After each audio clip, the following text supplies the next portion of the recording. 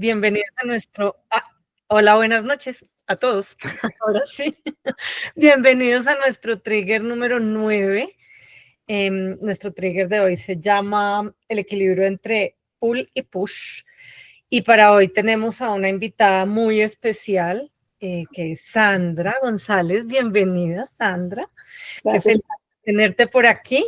Ya te voy a dar un espacio para que te presentes y toda la audiencia sepa quién eres tú, que vienes del mundo del diseño, de la innovación.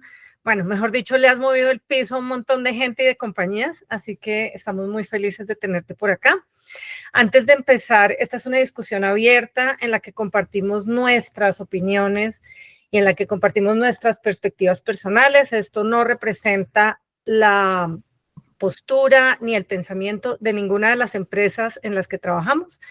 Y ya con ese disclaimer, te quiero dar un espacio, Sandra, para que por favor te presentes en este taller de hoy. Bueno, Caro, muchas gracias a todos, gracias por esta invitación. Me pareció un honor estar aquí. Sé que han abordado temas súper interesantes en estas charlas y pues qué chévere ser parte de una de ellas hoy. Yo soy Sandra González, soy socia y directora en Empathy, una compañía de diseño e innovación. Estamos en Latinoamérica y aquí pues colega también de Álvaro y Seth. Nada, pues muy contenta de tener este tipo de conversaciones que por lo que me adelantaron también viene con reflexiones y con temas interesantes. Entonces aquí pues ya lista para lo que venga. Bueno, pues nosotros súper listos para que empecemos a charlar de esto y voy a abrir el espacio de conversación sobre el trigger de hoy, que habla particularmente sobre cómo encontramos el equilibrio entre lo que nosotros pensamos que es push, que es empujar los límites de la innovación, cuándo es el momento de desafiar lo que está pasando hoy y lo que conocemos hoy, más allá, ¿no? Como mover la cerca, y pull, que es lo que hemos entendido como cómo preservamos lo que hoy funciona, cómo encontramos ese equilibrio, no solo para que funcione para las personas y no lo saque tanto que no sepan ni cómo usarlo, sino que también funcione para los negocios, ¿no? ¿Cómo hacemos para encontrar ese equilibrio y no perdernos en el camino? ¿Qué opinan? Bueno, si quieren, voy a empezar yo antes de levantar la manito, porque cuando estabas justo, o cuando estábamos leyendo el artículo, siempre venía a mente pues temas de transformación digital, ¿no? Que es algo que lo hemos vivido en los últimos 10, 15 años, y es todas estas mejoras, ¿no? Eficiencia, el generar valor, y uno de los temas que yo discutía y que me dejó, digamos, me tocó, llegué a un parqueadero, a un estacionamiento y alguien fue a pagar y un señor de unos 70 años, 60 y pico, con la interfaz que era muy grande, igual no entendía muy bien cómo interactuar. Se volteó y me dijo, no, mejor tranquilo, hágalo usted o ayúdeme. Y yo decía, es increíble porque nosotros los diseñadores tratamos de generar valor, ¿no? De hacer las cosas pensando en las personas, pero hay veces olvidamos que ya sea ciertos segmentos o simplemente olvidamos que hay personas que tal vez eso no les va a generar valor, ¿no es cierto?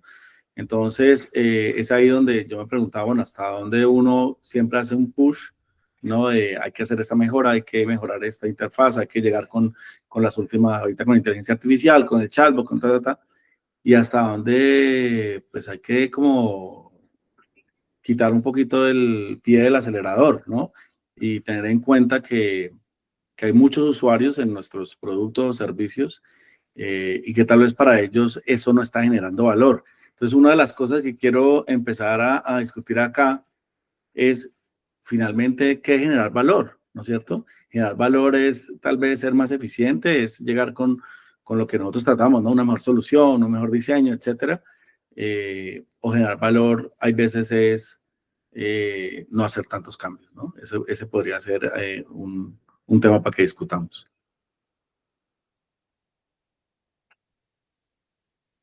Dale, Vero. Yo cuando te escuchaba estaba pensando en mi propio caso, a veces sin irnos muy lejos. No sé si a ustedes les ha pasado cuando quieren reclamar en en una empresa de telecomunicaciones, que son como las que han estado súper próximas o sea, han sido como de las más prontas en asimilar todo el tema de transformación digital, y llega un momento en el que me imagino yo el nombre de la transformación, quitan todo contacto humano. Entonces creo que no hay nada más frustrante. Incluso uno puede empezar el camino de intentar contactarse con la empresa de un buen ánimo, de simplemente querer resolver una duda, aclarar un tema, pero es tan frustrante el encontrarse con un bot que solo te dice, no entiendo lo que estás diciendo, o solo te da 3 opciones que son las más sencillas, que tu frustración va escalando y terminas queriendo hacer un reclamo en el libro de reclamaciones. Entonces digo yo, claro, seguramente ellos vieron el valor para ellos, pero descuidaron la experiencia del cliente, ¿no? El valor, no vieron el valor que podían perder, ¿no? O el daño que podían hacer a la experiencia. Entonces, creo que a veces el nombre de que están innovando y se están transformando, no miran como todas las caras del valor que se produce o que se deja de producir. Dale, Sandra. Sí, yo quería, pues, a ver, es que es bien interesante el tema porque creo que también hemos caído en esa tentación de malinterpretar lo que es la innovación, como que siempre queremos como que la ciencia de cohetes, lo más disruptivo, como que sorprenda, que borre y que haga algo nuevo, que queme lo que estaba y que definitivamente vuelva a construir. Y eso es algo, inclusive en nuestra práctica en el día a día, es algo con lo que no estoy tan alineada, porque definitivamente lo que agrega valor para la transformación, para dar valor, es construir sobre lo que se ha venido construyendo. Entonces, cuando abordamos, por ejemplo, proyectos con nuestros clientes, es, venga, pongamos sobre la mesa todos los ingredientes y encontremos esos puntos de valor que se tienen que conservar.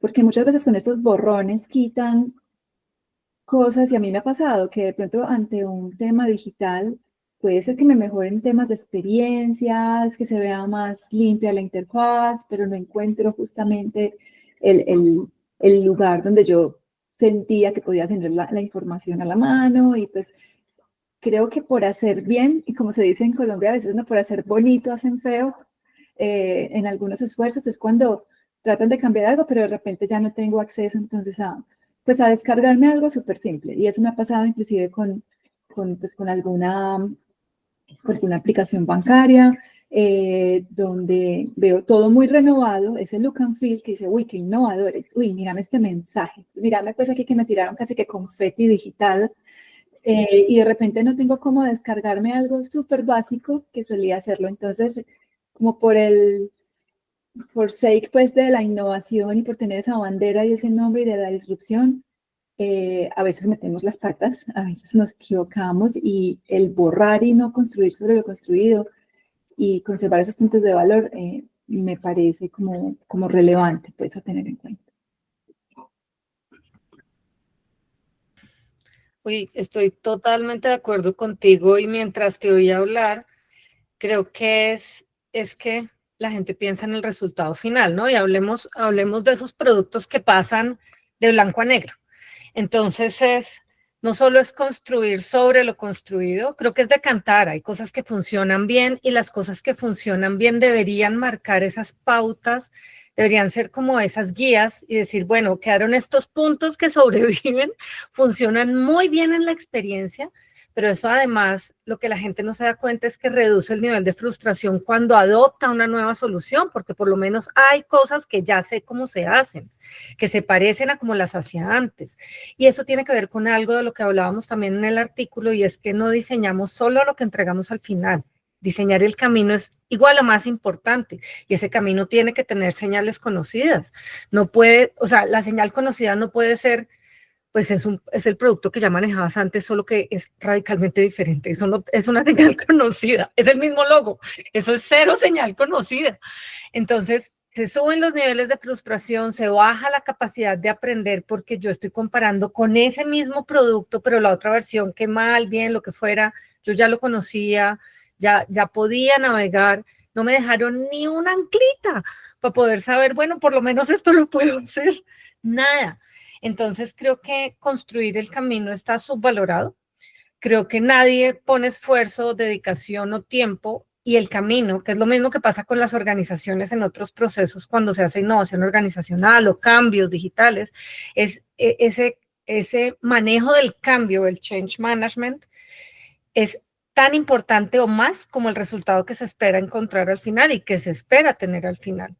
Pero siempre se deja como, y te agrego los procesos de cambio. No es y te agrego, no, es que debe ir incluido el diseño, el proceso de cambio y cómo la gente va a ir recorriendo ese nuevo camino derivado de esas decisiones que debieron ser tomadas con un poco de conciencia y empatía, ¿no? También hacia ese usuario.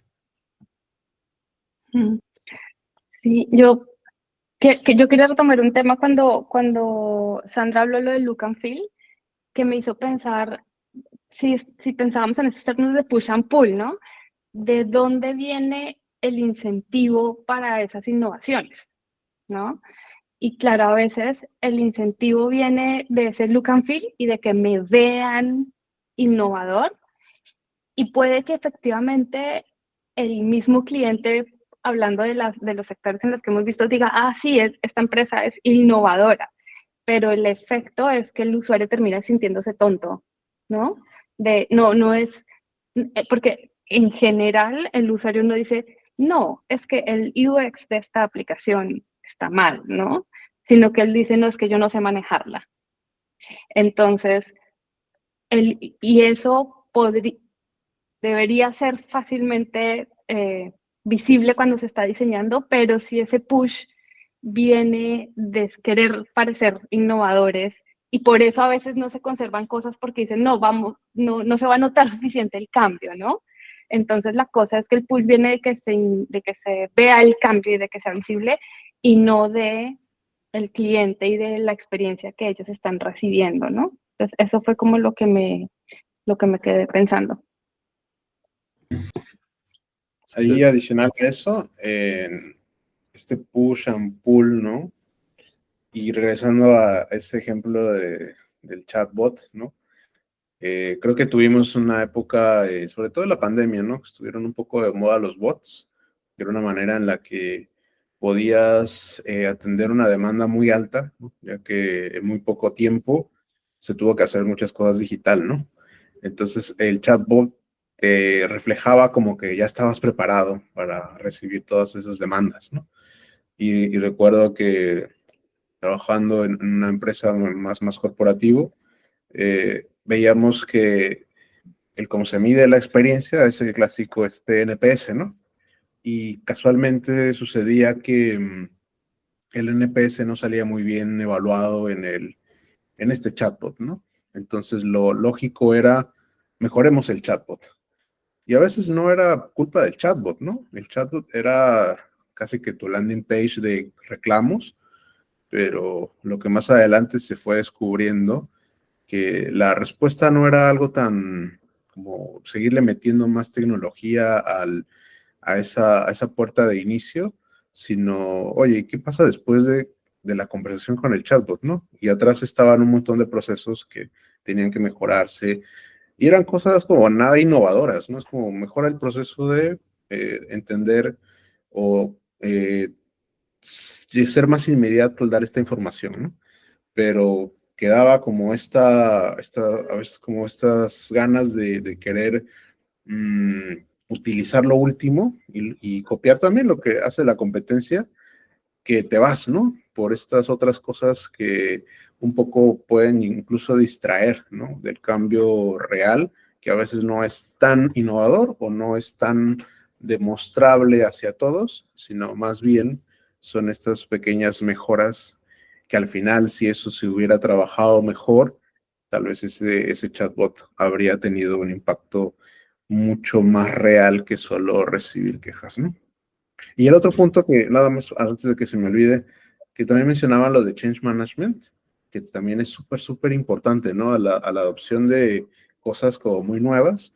No sé si les ha pasado, pero siempre que escucho change management, se viene como capacitaciones, ¿no? Ahí vienen las capacitaciones. Entonces yo te hago 3 talleres de capacitación y ya te transformé, ¿no? No sé si les ha pasado, pero creo que change management va mucho más allá de capacitar, ¿no? Era eso.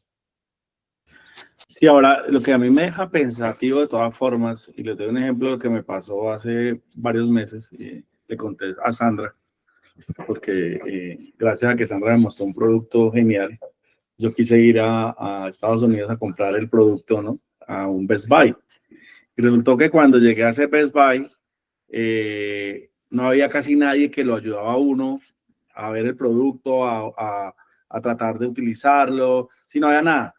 Y claro, porque se han enfocado tanto en su canal digital, que además yo me sentía de los únicos en un almacén gigante, y eran los únicos y el producto estaba mal presentado ahí, estábamos, ¿saben? Es totalmente porque dijeron, no, es que ya el 80% no está yendo a ese canal y pues enfoquémonos en eso. Yo también entiendo a estas empresas, ¿no? Que vieron una eficiencia, vieron además que un segmento y dijeron, enfoquémonos, ¿no? Y si yo fuera tal vez el CEO allá, no va a decir, voy a rediseñar esos Best Buy, pues porque ya la gente no está yendo allá, ¿no es cierto? La gente ya está en un canal digital y se crean otras experiencias, ¿no es cierto? Yo creo que, y por eso me pongo más del abogado del diablo, ¿no? Hasta donde también no dice cuál es mi segmento, ¿no? Un banco digital empieza diciendo, esta es mi convicción, voy a ser digital, ¿no? Y no va a tener sucursales, ¿vale? Y deja de lado un segmento, y son decisiones, ¿sí o no? Ahora, lo que me pregunto yo es, y voy a conectar con lo que decía Carol Leiva, y es que ahí se convierte en que diseñar ese camino, ¿sí? No es, y yo sé que me puedo alejar un poquito del tema, porque ya nos volvemos al tema de diseñar experiencias, ¿sabe? No es así de sencillo y no solamente son eficiencias, ¿no es cierto? Y por eso volvemos al tema de generar valor y hacernos las preguntas correctas, porque como dice Seth, hay veces nos vamos a centrar en el chatbot cuando esto viene desde acá arriba, ¿no es cierto? ¿Cuál es la estrategia mía? Así como decía Best Buy, dicen, listo, nos vamos a ir al canal digital, todo va a ser allí. Fue una decisión, listo, y este es mi segmento, ¿vale? Y no es caer en el tema del chatbot y tratar de mejorarlo cuando hay un tema acá arriba, ¿no? Vero. Ya, me tocó. Es que tengo como varias ideas sueltas porque a medida que iban hablando se me iban ocurriendo, pero la primera era con lo que contabas del tema de la pandemia, ¿no? Y es a veces como también hay ciertas soluciones que aparecen producto de un contexto. Entonces, también la importancia en este juego de saber qué conservar y qué cambiar, la importancia del contexto, porque seguramente alguien dijo en pandemia, seguramente todos teníamos las mismas preguntas más o menos, ¿no? Eran como las mismas 6 preguntas que todos queríamos resolver y dijeron ya, un chatbot que sea más moderno y más ágil y responda, ¿cierto?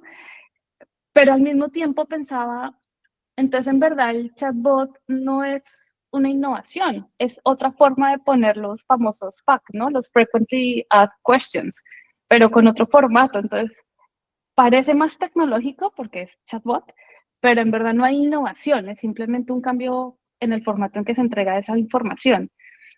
Y al mismo tiempo pensaba, siendo abogada del diablo de mí misma, decía, claro, pero si no se prueban esas nuevas cosas y uno hubiera podido ser la resistencia interna en la empresa de decir, pero eso es lo mismo que los frequently asked questions, no hagamos ningún chatbot, no hagamos nada, que eso es lo mismo.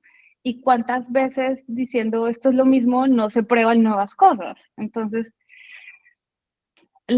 no tengo respuesta, lo dejo ahí como que me surgió.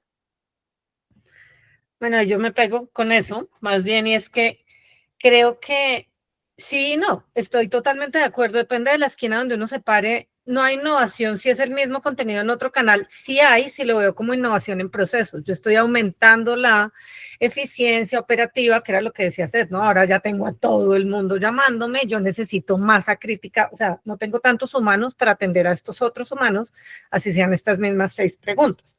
Pero creo que ustedes hablaron y tocaron un tema muy importante y es, ¿cuál es mi indicador de éxito? Entonces, en ese momento era poder atender a todo el mundo, pero pues como diera lugar, un poquito a la maldita sea, ¿no? No importa. Y realmente era, te puedo contestar, no sé si bien, mal, te lo resolví, pero te contesté. Y eso lo que me lleva es a pensar en algo que hablamos en nuestro primer trigger y era sobre el tema de los incentivos. ¿Cuál fue el incentivo para esa innovación? Entonces el incentivo era, en ese caso, la eficiencia operativa. Pero como tú dices, Vero, fue respuesta a un contexto y a una situación contextual, pero todas las verdades tienen fecha de caducidad, como lo tuvo el COVID y el encierro y la necesidad de ese canal y después, como todo lo demás, probablemente necesitaba un modelo híbrido que atendiera sí esa eficiencia, pero que también además tuviera en cuenta indicadores de negocio que se derivan de la satisfacción de cómo atendemos esa necesidad. Entonces, en el caso particular del chatbot, sí, definitivamente eficiencias operativas, pero también creo que otro de los indicadores que era innovar por innovar, pues nada, eso es un indicador vacío que nunca va a ser un buen indicador. Innovar porque cambiamos el proceso nunca va a ser un buen indicador si esto no tiene claramente del otro lado que estoy cambiando, estoy mejorando un comportamiento, estoy aumentando satisfacción, ¿qué estoy mejorando? Y ahí me voy a los indicadores correctos de negocio que sí tienen que ver con mejorar la experiencia del cliente y es el NPS, que era lo que tú decías, Seth.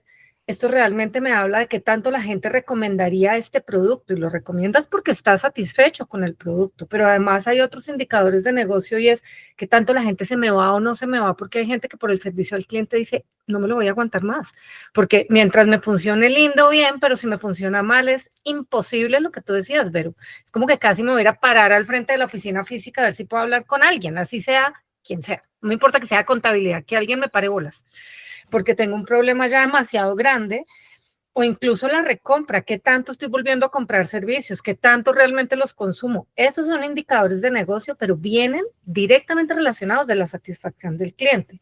Entonces no entiendo es en qué momento nos perdemos solamente en la eficiencia operativa, si la experiencia también tiene impacto en el negocio. ¿Cuándo se le olvida a la gente eso? Otra vez en el balance entre pull y push, si tiene que ver con todo lo que estamos hablando. Dale, Sandra. Sí, aquí algo que quería también mencionar respecto a algo que comentaste, Vero, y pues también ser con lo de change management, que sí nos viene a la mente a veces como, ¿qué significa eso? Una gestión del cambio. Y bueno, nosotros somos también muy fans del tema de las ciencias comportamentales aplicadas al diseño y todo alrededor de qué hay que hacer o orquestar para generar buenos hábitos, para también tener como también una conciencia ética respecto a los productos y servicios que diseñemos. Y algo muy interesante es que respecto a lo de, pues lo mencionabas, Barry, creo que por ahí cuando hablamos lo del Canfil o algo de querer ser el primero que salió con una manera distinta de interacción o un nuevo producto, como que en ese afán, en esa carrera, también hay mucho tema de egos internos, de quién, inclusive en una organización, pues quién se lleva la medallita de quién puso un nuevo producto en el mercado, un nuevo proceso, donde a veces se difumina ese centrado en las personas, en el contexto, en una comunidad, en las necesidades. Entonces, ahí para mí una reflexión interesante entre ese equilibrio de push y pull es qué ejemplo estamos dejando también a nuevas generaciones en el campo de experiencia, de diseño, de innovación, cuando queremos defender la innovación per se. Inclusive, Caro, con el ejemplo que pones también de, bueno, se tiene que lograr una eficiencia operativa con un nuevo diseño, con un nuevo journey, una nueva manera aquí de meterle tecnología, inteligencia artificial. Pero ahí mi reflexión va, ¿dónde está ese legado del cuidado que tenemos respecto a qué es innovar? es servir y ayudar a las personas. Lo decías también, Álvaro, respecto a esos segmentos o esas personas o grupos o comunidades que estamos dejando de lado, porque a lo mejor el indicador no nos va a mover la aguja. Y entonces vienen todos estos temas desde el negocio, esos incentivos que mencionabas, Caro, y ese ego y la propiedad y el tema de ponerme la medalla o el trofeo de fuimos los primeros que sacamos este tema digital, no sé en dónde. Y ahí mi reflexión siempre es, o sea, si nos midieran distinto y no por ese éxito a lo mejor económico o de prestigio o de estatus, sino por qué tanto le solucionaste la vida a una persona para que no se fuera a parar allá al frente de una oficina física a resolver su problema. Si se midiera distinto, seguramente la reflexión entre ese equilibrio push sería distinto, ¿no? Sería como entre todos también se sigue incentivando la co-creación, un pensamiento más colectivo, una manera de, sí, como de más alejada de esos incentivos que pueden ser perversos en alguna ocasión. No, totalmente. Y mira que me hace pensar estoy seguro que en la universidad, cuando estábamos, este diseñador Philip Stark, ¿se acuerdan? Con temas de diseño más estético, etcétera. Y yo recuerdo cuando empecé a enseñar factores humanos, yo lo acepto, en la universidad era muy seguidor de Philip Stark, después cambié mucho mi mentalidad, pero lo ponía de ejemplo en factores humanos porque yo decía, ¿qué tanto el famoso exprimidor de naranjas que tenía Stark es tan eficiente, ¿no? Al lado de un exprimidor tecnológico que uno pone naranja y se lo hacen de una. Pero, y lo decía Donald Norman en la psicología de los objetos, pero ¿qué tal esa experiencia de uno utilizar ese objeto, ¿no? Y aquí nos volvemos un poco más filosóficos, pero la experiencia de utilizarlo, de volver a exprimir una naranja, ¿no es cierto? Entonces ahí el tema es, por eso es de generar valor, que hay veces lo estamos viendo mucho, o las empresas mucho lo ven desde la eficiencia, y no tal vez desde la emoción, desde el placer, desde la felicidad de la persona, ¿sí? Y ahí se abren unos temas súper interesantes porque creo que muchas decisiones sí son hechas, como decía Caro, en temas de eficiencia, ¿no? Entonces la experiencia, y esto es como cuando se empezaba a medir la experiencia digital hace 20 años, con esos test de usabilidad de qué tan rápido hacía alguien una tarea, ¿no? Bueno, esta tarea se hace en 3 segundos, esta tarea se hace en 5, ¿sí? Pero no, venga, hasta dónde uno está en una interacción donde uno se sienta bien en esa interacción y hasta dónde además, y voy a conectarlo a lo que es Sandra, si yo veo por ejemplo un Waze, ¿no? Y yo utilizo Waze, mejor dicho, a diario, pero yo me pregunto, ¿no? Si una compañía le da por hacer ahorita unos mapas, ¿sí? Físicos y crea una experiencia, pues tal vez va a haber un mercado para eso, ¿no es cierto? Obviamente, dentro de todo esto, ya uno casi tiene que vivir con Waze, pues, o con un Google Maps, o con algo que lo lleve más rápido de punto A a un punto B, ¿vale? Pero yo sí creo que hay un tema que por eso toca mucho a generar valor, ¿no? Más allá de ese push y pull, ¿será que muchas veces lo vemos es por eficiencias y no vemos ese push and pull en temas de generar valor, ¿no? Sí, yo justo eso que estaban diciendo me hizo pensar en el tema de los indicadores y generar valor, ¿no? Yo decía, claro, para justificar un proyecto, cuando uno necesita medir algo, indicadores se pueden construir todos los que uno quiera, ¿no? Pero qué tanto en verdad pensamos si estoy haciendo algo o midiendo esa aguja que necesito que se mueva. Entonces, yo decía, claro, a veces también, incluso con el tema de change management, yo decía, nuestro indicador puede ser número de capacitaciones, ¿cierto? Es decir, listo, ya hicimos las capacitaciones a cada uno de los grupos dentro de la empresa.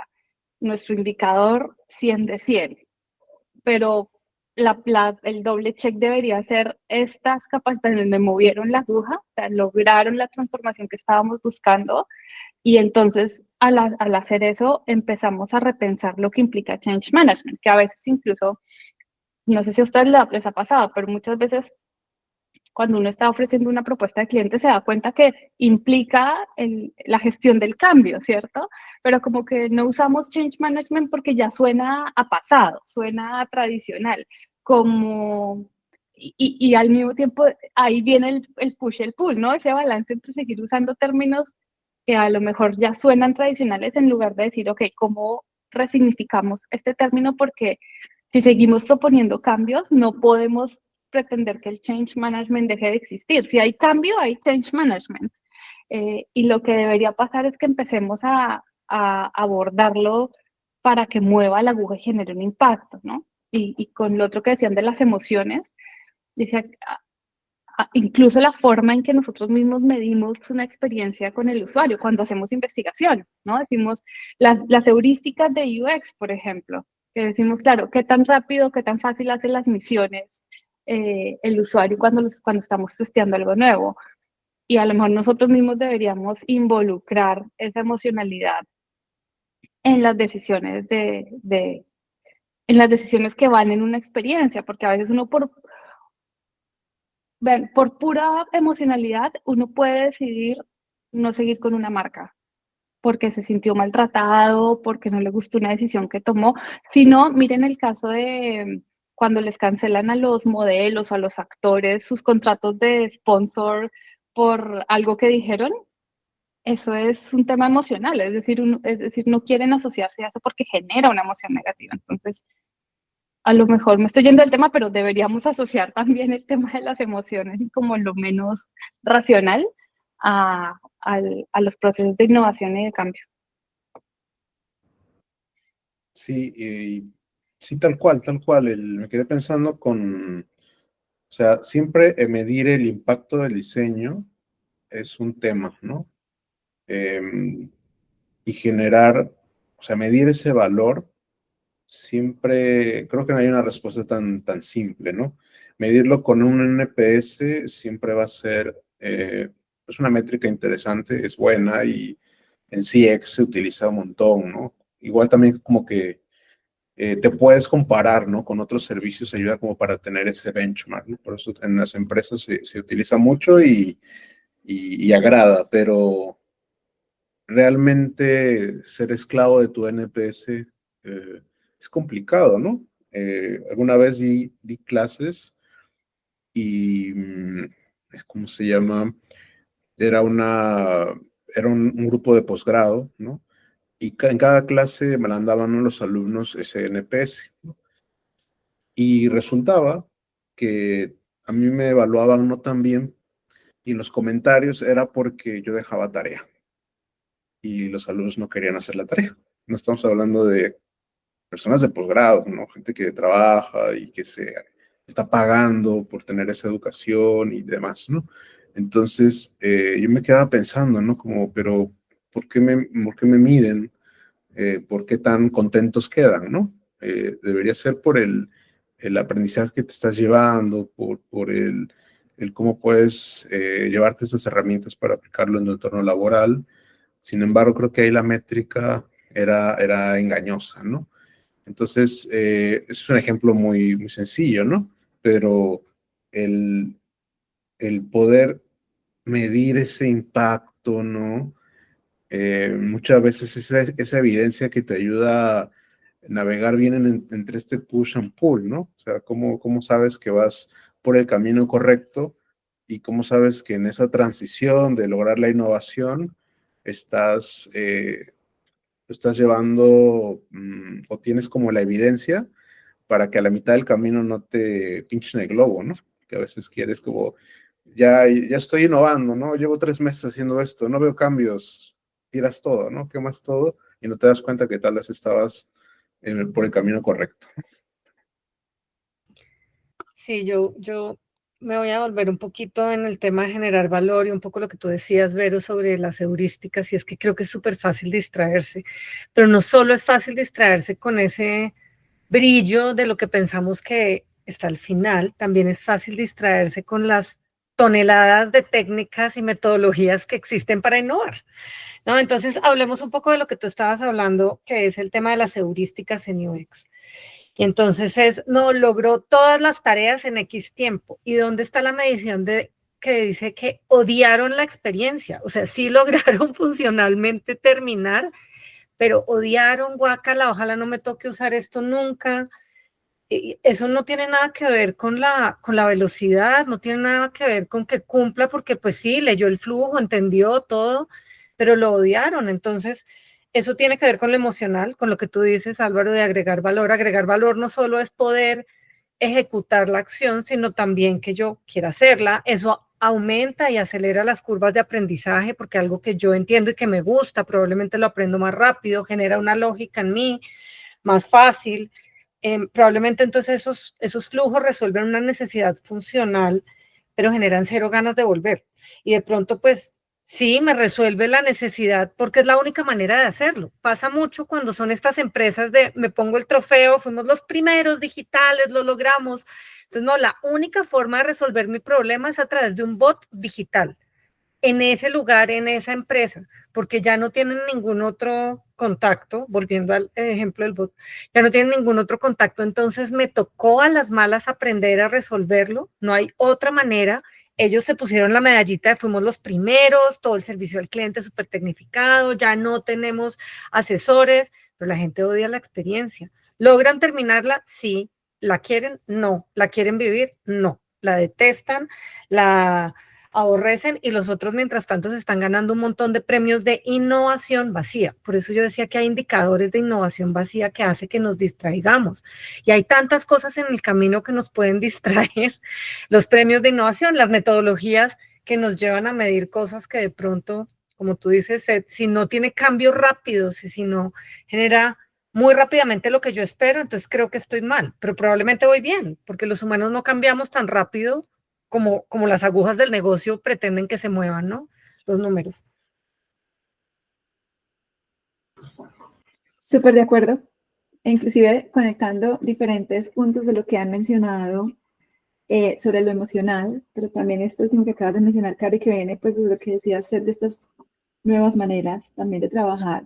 Pues llegamos como con estos nuevos marcos metodológicos, aquí no intento pues como ni glorificar o demonizarlos, pero por ejemplo con el agilismo llegó, entraron las startups, fintechs, a mí me pasó en lo particular que empecé a intentar observar el comportamiento desde ponerme en una perspectiva de fuera y lo que yo decía, esta gente está estallada, y además entre más ocupados parezcan y así súper estallados y súper innovador y mencionan no sé cuántos nombres y ejemplos y tengo este libro, era como, vení, cálmate, tranquilícense, porque a mí me generaba esta ansiedad como estar en reuniones donde algún cliente de una aerolínea muy jóvenes, no sé, tendría la media, serían 24, 26 años, no sé, estallados también en nombre de la innovación, de ser los primeros. Entonces, es muy curioso porque también va alineado con ese malentendimiento,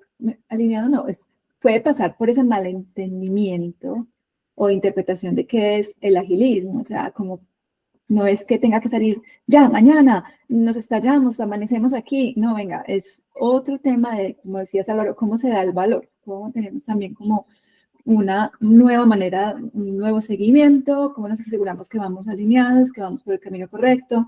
Pero entonces también hay como unas transformaciones y percepciones en equipos de trabajo que hace que se desfigure la verdadera intención. Y yo pongo este ejemplo porque me pasó una reunión donde la citaron de 15 minutos para contarme la necesidad y que les trajera la propuesta casi que al día siguiente.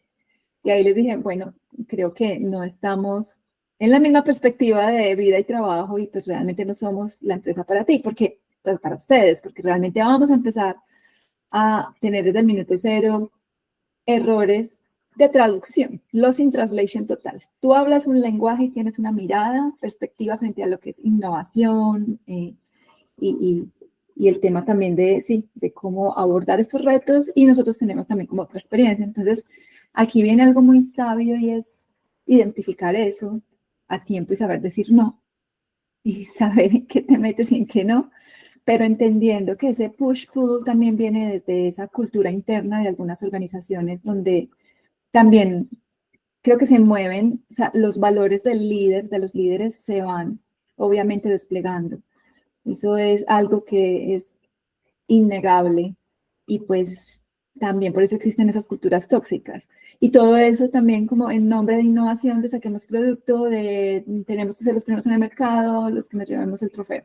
Entonces ahí también entran todo el tema de conectando esos puntos desde lo emocional, desde esas nuevas formas de trabajo, desde qué es entregar valor y desde también saber a qué le apostamos y a qué no. Sí, yo me quedé pensando en este tema de la velocidad, ¿no? De el agilismo y la velocidad. Eh, y pensaba, claro, ni el usuario cambia tan rápido, ni el usuario aprende tan rápido, ¿cierto? Hay que, como que al usuario incluso se le hace un montón de esfuerzo de, mira, tenemos nuestra nueva aplicación, aquí encuentras, pero a veces hacia el interno de la organización no, como si los que trabajan dentro de la organización tuvieran superpoderes y pudieran aprender también las nuevas formas de hacer las cosas rápido. Entonces, vuelvo al tema del change management, ¿no? De cómo diseñamos el producto, a veces pensando, incluso si hiciéramos todo lo que hemos dicho, de pensar, diseñamos productos pensando en el valor al usuario, al cliente, en sus emociones, ¿no? En todo. Y a veces no pensamos en las emociones y en las habilidades y en el contexto de quién va a tener que entregar ese producto o producir ese servicio para entregarlo al usuario, ¿no? Entonces, he escuchado alguna vez en empresas decir, no, pues es que a ellos solo hay que decirles cómo se hacen las cosas y las hacen.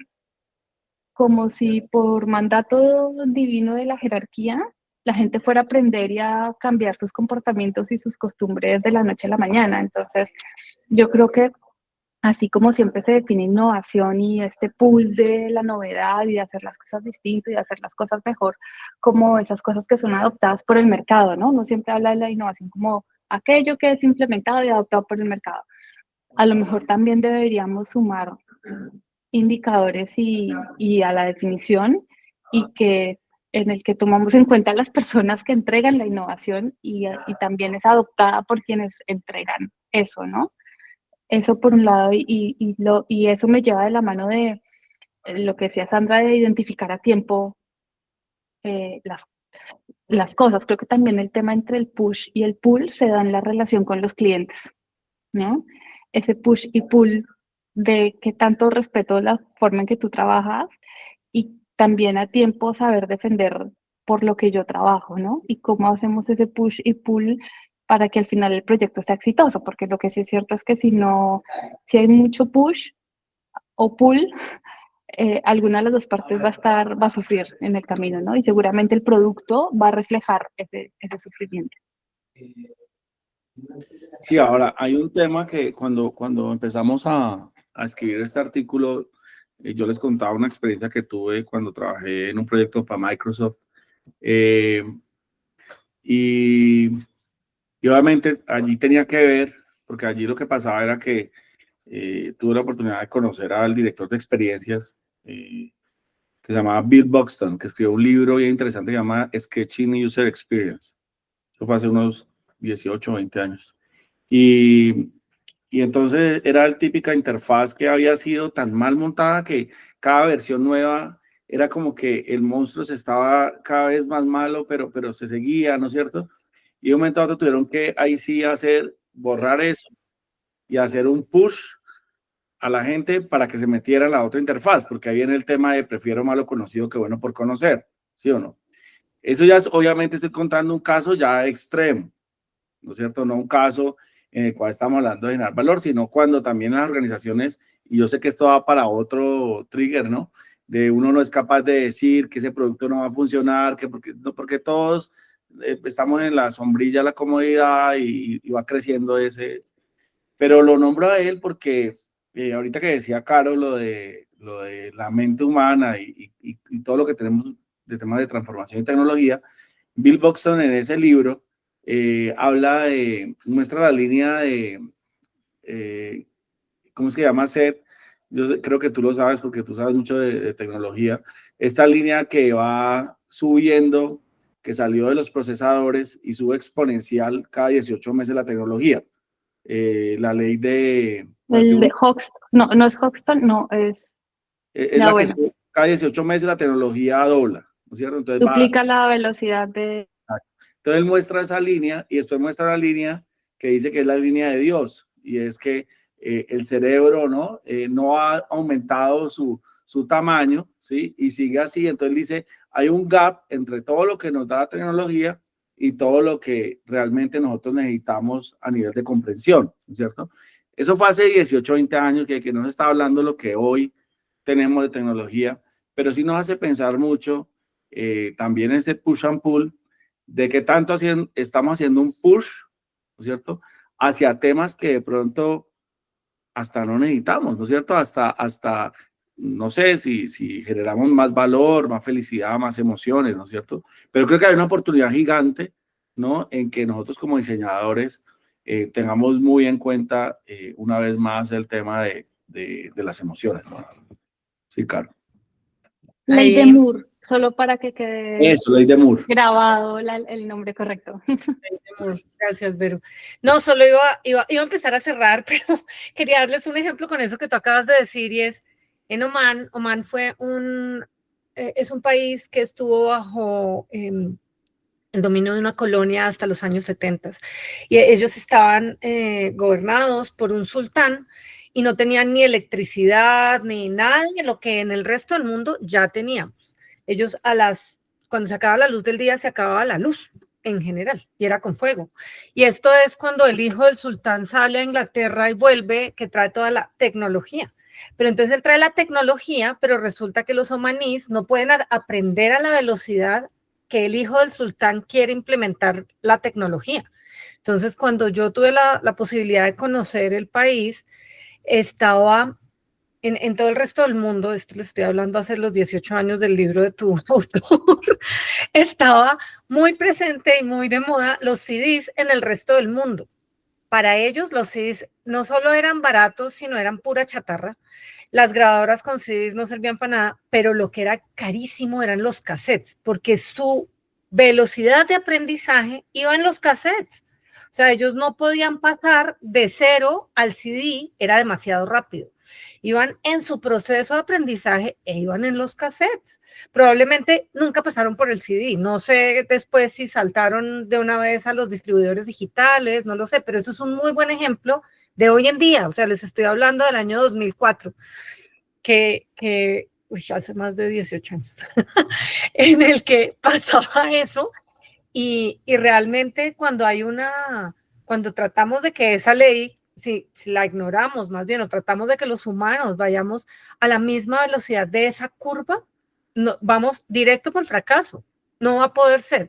Piensen en ustedes mismos, y dejo la reflexión aquí en la grabación también, y es, a mí personalmente me genera ansiedad cuando yo creo que soy experta en un tema, que yo ya hice las paces con eso, porque hoy sé algo y mañana dejé de saber y ya todos los demás saben el doble, el triple, y yo ya me quedé. Entonces, el día que uno compite contra esa velocidad de lo que sale, de lo que se ofrece, y la velocidad a lo que otros pueden aprender, lo que supuestamente es su campo de expertise, pues ya perdió el foco y siempre va a sentirse atrasado. Y aquí empiezo, al darte la palabra, Vero, les hago la invitación para que empecemos a cerrar y a entregar como lo que nos llevamos y lo que concluimos. Bueno, entonces, yo solo quería comentar en ese tema de no ser expertos, que así como creo que todos hacemos las paces con no ser expertos porque siempre hay algo nuevo, de tampoco en ese push and pull de la novedad dejarnos deslumbrar por cada nuevo nombre que aparece, porque a veces el otro día alguien hacía una comparación de todos los métodos de resolución creativa de problemas y todos eran los mismos pasos, entonces, pero todos con un nombre distinto, ¿no? Pero entonces dice uno, no es para decir que somos expertos, porque yo siempre parto de la base de que si el usuario es distinto, ya la cosa es distinta. Y si el reto es otro, ya es otra cosa donde siempre hay algo que aprender. Pero también en valorar lo que hemos aprendido y la experiencia y que a veces tener los básicos es como los colores. Amarillo, azul y rojo. Entonces, creo que más el pull debería estar en nuestra capacidad de experimentar y de querer aprender y de probar nuevas cosas. Y el push, o el pull y el push, bueno, y de preservar las cosas que funcionan y siguen generando valor. Entonces, que el valor y el mover la aguja sea como la brújula de ese balance. Bueno, también ya para ir cerrando y darle aquí el paso a Sandra, creo que lo que me llevo es que esas transiciones, ¿no? Entre innovar y mantener lo que funciona, ¿no? Lleva tiempo, hay que ser pacientes, hay que decidir bien o identificar bien cuál es el problema estratégico para no caer en los espejitos, ¿no? Que nos da la tecnología o alguno de ustedes mencionaba, ¿no? Este confeti como que tan llamativo que a veces no puede seducir. Y no perder de vista que los dolores de las personas a veces suelen ser como los mismos, ¿no? Va cambiando el formato, va cambiando el canal, entonces generar esa empatía, ¿no? Y ese conocimiento en las personas creo que nos hace tomar mejores decisiones y un uso mejor de la tecnología, ¿no? Y no solo buscar una medición digamos, tan lógica como un NPS, sino ver cuál es la medición de ese impacto que queremos ver, ¿no? Es un cambio de comportamiento, es la adopción de algo nuevo, ¿no? Dar una pensada, ¿no? Que a veces no solamente es llenar un business model canvas, ¿no? Y ¿cómo lo mido? Frecuencia, uso, tiempo, y se acabó, ¿no? Es una reflexión un poco más, creo que merecen más nuestra atención y nuestro tiempo. Ahora sí, Sandra. Súper, bueno, yo me llevo de esa conversación que estuvo muy interesante, por cierto. Síganme invitando, que yo encantada. Algo chévere que me llevo de esto es cómo seguimos poniéndole, digamos, luchando por ese toque humano, seguir la intuición. Como decías, Caro, no caer en distraernos, porque todo eso son distracciones, ¿no? Como los incentivos internos, lo que, o sea, como el ser expertos y estar en la última onda y tener el conocimiento, no, seguir confiando en esa intuición, en el toque humano, que por más ChatGPT, inteligencia artificial generativa, no es nada si no está detrás nuestro criterio, y también el criterio para seguir siendo ejemplo, ¿no? Y seguir como estas generaciones que vienen con otros chips, digamos, otra manera de abordar los retos, pues también no pierdan ese toque, porque realmente acceso a la información ya tenemos. El listado de las 1000 maneras de hacer problem solving va a estar muy disponible. Ya estamos cada vez a segundos de tener frameworks, respuestas, cosas. Entonces, me gustó también cuando decías, pero no dejarnos descrestar. Entonces me llevo eso de por más pull o push que haya también en organizaciones o nosotros en nuestra interacción con clientes, por ejemplo, pues no perder el foco, no distraernos, no dejarnos descrestar, no dejarnos como deslumbrar y ser muy fieles también a nuestro criterio. Yo me llevo, pues que esto da para filosofar mucho, ¿no? Sobre qué es el valor que uno genera, el tema humano, como dice Sandra. Y hay algo que me hizo pensar esta semana, escuché una entrevista de el fundador de DeepMind, Hassabis, premio Nobel de Química, que le decían a él que pues ya con un premio Nobel de hace un año y con 48 años, le decían que se viene con la inteligencia artificial y después preguntaron típica, ¿no? Si te fueras a una isla con 3 personajes de la historia, ¿con quién te irías? Entonces él saca a Isaac Newton, saca otro, pero dice, pero el tercero debería ser un filósofo como Aristóteles, ¿no? Yo quisiera tenerlo en esa isla porque creo que ahorita se vienen unos temas que debemos darle importancia a la discusión, ¿no? A realmente filosofar y ver qué pasa con todo esto de las nuevas tecnologías. Eso me llevo. Bueno, pues muchísimas gracias a todos. Me encantó. Sandra, nos encantó tenerte aquí con nosotros. Muy bienvenida. Trigger es tu casa. A todos, Álvaro, Seth, Vero, como siempre, maravillosa discusión, maravillosa conversación. Yo me llevo todo lo que dijeron, creo que repetirnos ya sería, pues sería demasiado. Creo que agregaría solamente, volvamos a nuestro primer trigger. Los indicadores son fundamentales y cada vez que discutimos, no importa qué tan lejos nos vayamos, cómo nos medimos y cómo sabemos que estamos teniendo éxito, volvemos a llegar allá de nuevo. Entonces, a todos muchas gracias y los esperamos en la 10ª edición. Gracias. Gracias por la invitación. Gracias. Chao, gracias.